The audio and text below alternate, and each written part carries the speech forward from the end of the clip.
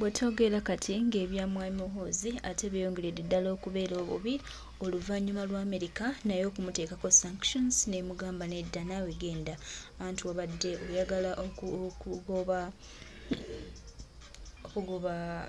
ambasada waffe mu Uganda era ng'omuwadde essaawa 24 ate oluvannyuma ovuddeyo mbu weetonda kaakati gwe muntu ki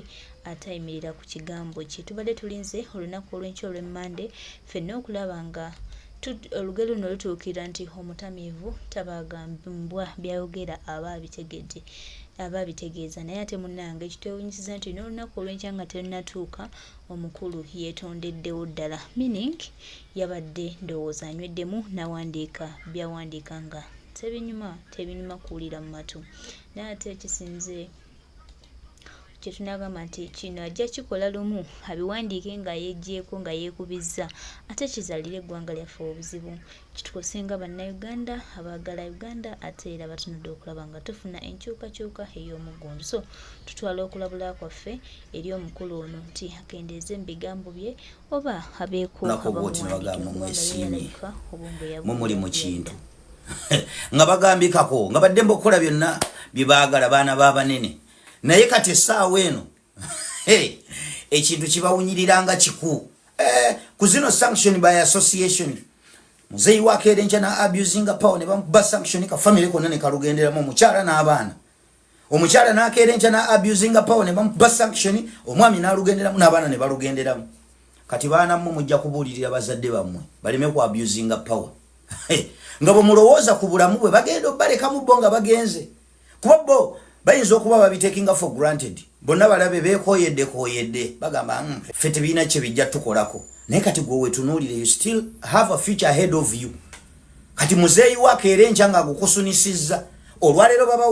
babaweereredde mu Amerika babaweereredde mu Europe ne mukomawo e Uganda ne babawa emirimu mu gavumenti naye lowooza ku kaseera nga muzeeyi wo either bamuziika dda oba tali mu position gyalimu nga nawe position eyo togiriimu kubanga oyinza okuba nga wooli awo nga influence yali yakitawo okubeerawo nga tokyaliwo olwaleero abantu abasinga Uganda bwe batabuseeko ne basuula mu kabina kaayo alternative gye balina yagenda ku kyeyo nawe bukeera enkya ng'awo wooli tokyaliwo nga nawe Uganda ekedde enkye kusudde mu kabina kaayo nga alternative gy'olina yagenda ku kyeyo ganina diguli yange nagijja Europe naye nga tokyasobola kulinnyayo nga bakola ki nga bakubadde ekijji n'ekitali ekyo ekisinga okunsanyusa abalina ssente bali mu gavumenti mulwala ebirwadde biri unique nga tebasobola bijjanjabira Uganda okeera enkya nga akasente okayina olwadde ekirwadde tosobola kufuluma genda kijjanjaba kati bulamu ki obwo obulowoozeemu bwogenda okuwangali abantu abalowooza ku future yaabwe be babirowoozaako kyova olaba abamu ku bali mu gavumenti abaabimanya nti nsobola okeera enkya nga siri wendi batandika dde okuteekateeka abaana baabwe ne babateeka mu survival mode nakolako n'omwana wa Lieutenant General Muhanga Commander Land Forces nakolako naye kata mu EGSS ng'ali mu kkuba kasaale embeera eyo abaliyo mugimanyi musula mu accommodation musula mu butandaalo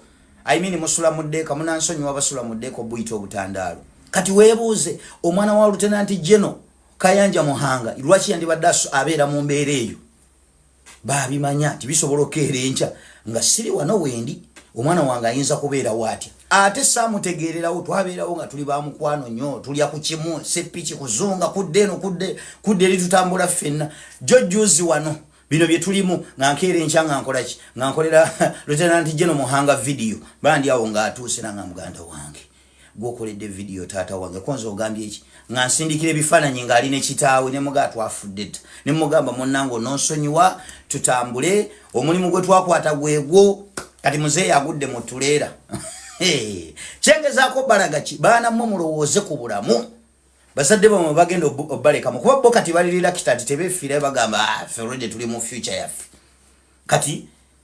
batabani ne bawala ba Brigadier General Freeman Mugabe ono wa Court Marshal mulowooze ku bulamu taata wamwe bagenda obalekamu oyo y'omu ku basajja be neesunga okulaba ku sanction zaabwe baana babandi bali mu makomera babasiyaze babakoze biki babakuumiddeeyo olwaleero baagala bakkirizisa emisango gye batazza ajja ku Freeman Mugabe ajja kulowooza nti atta future ya Olivia Rutaya naye ng'aline ku y'abaana be agikuba indirectly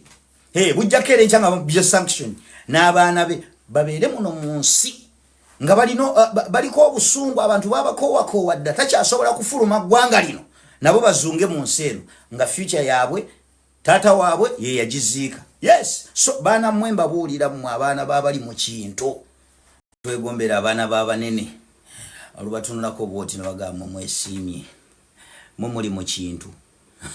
nga bagambikako nga baddembe okukola byonna bye baagala baana b'abanene naye kati essaawa eno ekintu kibawunyiriranga kiku ku zino sanction by association muzeyi wakeera enkya na abusing power ne bamuba sanction ka family konna ne kalugenderamu omukyala n'abaana omukyala n'akeera enkya na abusing power ne bamuba sanction omwami n'alugenderamu n'abaana ne balugenderamu. Kati baana mmwe mujja kubuulirira bazadde bammwe baleme ku abusing power nga bwe mulowooza ku bulamu bwe bagenda obaleka mu bo nga bagenze kuba bo bayinza okuba babitakinga for granted bonna balabe beekoyedde bagamba ffe tebiina kye bijja tukolako naye kati gwe wetunuulire you still have a future ahead of you. Kati muzeeyi wakeera enkya nga gukusunisizza olwaleero babaweeredde mu America babaweeredde mu Europe ne mukomawo e Uganda ne babawa emirimu mu gavumenti naye lowooza ku kaseera nga muzeeyi wo either bamuziika dda oba tali mu position gyalimu nga nawe position eyo togiriimu kubanga oyinza okuba nga wooli awo nga influence yali yakitawo okubeerawo nga tokyaliwo. Olwaleero abantu abasinga Uganda bwe batabuseeko ne basula mu kabina kaayo alternative gye balina yagenda ku kyeyo nawe bukeera enkya ng'awo wooli tokyaliwo nga nawe Uganda ekedde enkya kusudde mu kabina kaayo nga alternative gy'olina yagenda ku kyeyo gaanina diguli yange nagijja Europe naye nga tokyasobola kulinnyayo nga bakola ki nga bakubadde ekijji. N'ekitali ekyo ekisinga okunsanyusa abalina ssente bali mu gavumenti mulwala ebirwadde biri unique nga tebasobola bijjanjabira Uganda okeera enkya nga akasente okayina olwadde ekirwadde tosobola kufuluma genda kijjanjaba. Kati bulamu ki obwo obulowoozeemu bwogenda okuwangali abantu abalowooza ku future yaabwe be babirowoozaako kyova olaba abamu ku bali mu gavumenti abaabimanya nti nsobola okeera enkya nga siri wendi batandika dde okuteekateeka abaana baabwe ne babateeka mu survival mode. Nakolako n'omwana wa Lieutenant General Muhanga Commander Land Forces nakolako naye kata mu EGSS ng'ali mu kuba kasaale embeera eyo abaliyo mugimanyi musula mu accommodation musula mu butandaalo musula mu ddeeka munansonyiwa basula mu ddeeka obuyita obutandaalo. Kati weebuuze omwana wa Lieutenant General Kayanja Muhanga lwaki yandibadde abeera mu mbeera eyo baabimanya nti bisobola okeera enkya nga siri wano wendi omwana wange ayinza kubeera waatya ate saamutegeererawo twabeerawo nga tuli bamukwano nnyo tulya ku kimu seppiki kuzunga kudde eno kudde eri tutambula ffenna jojjuzi wano bino bye tulimu nga nkeera enkya nga nkolaki nga nkolera Lieutenant General Muhanga video bandi awo ng'atuuse nanga muganda wange gwokoledde video taata wange konza ogambye eki nga nsindikira ebifaananyi ng'ali ne kitaawe ne mugaa twafudde dda ne mugamba munnange ononsonyiwa tutambule omulimu gwe twakwata gwegwo kati muzeeyi agudde mu tuleera. Kyengezaako balaga ki baana mmwe mulowooze ku bulamu bazadde bamwe bagenda obbalekamu kuba bo kati balirira kitati tebeefiire bagamba ffe olwedde tuli mu future yaffe. Kati batabani ne bawala ba Brigadier General Freeman Mugabe ono wa Court Marshal